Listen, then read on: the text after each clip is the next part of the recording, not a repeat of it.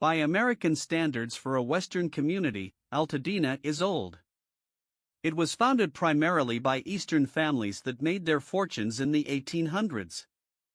My house was built by J. W. Clise.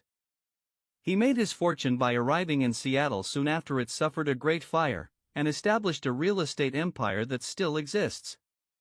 He had 1255 built after his wife Anna became ill. We had grown complacent about the fires in the hills. If you lived in Altadena for a while, you got used to them. There had been other serious fires. The station fire comes to mind. But they always stayed on the mountain. We would watch them burn with a sort of detachment. The fires never came off the hills as far as Altadena Drive. Not even close. That complacency created a sort of bravado. During the station fire, I posted up on the roof of 1255 with a garden hose and sprayed it with water. I was confident I could spot fight anything that hit the roof and caught fire. I was a regular junior fireman. On the night of the Eaton fire, I made similar plans. I gathered up my hose from the front yard, where I saw my neighbor packing his dogs for departure. He was new to the neighborhood, moving in after a long-time resident built on what had been the vacant lot we played in as children. He asked me about my plans. I told him the fires just burned on the mountain. When they were really bad, they might go to La Vina on the west side of town. But never would they come off the mountain to Altadena Drive. He smiled at me, said, "No kidding," then continued putting his things in his car. I shrugged and went back into the house. When I got there, Sweetie was in the midst of an operation to get our things out. We had planned massive remodeling.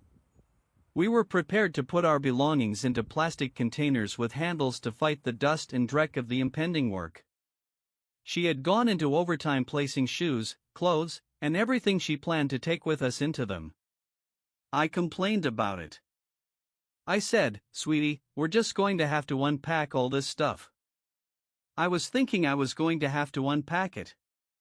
She paid me no mind and strongly suggested I begin doing the same. Then she said something I will always remember. She told me we were never coming back to this house. Then the wind changed gears, from second at 40 miles per hour to third at 60 and still pulling hard. Clise was a horticulturist. Our yard was full of majestic and interesting trees, and none of them enjoyed nearly hurricane-force winds. 1255 didn't either. It had sleeping porches with windows that would blow open. When a few did, I began to batten down the hatches. When I heard one go bang on the eastern side, I started there and looked out to see if I could see the fire. I could. It erupted over the hill behind 1255 with flames the size of a cruise ship. I called Sweetie over. She noted the progress. We took some pictures. And then everything changed.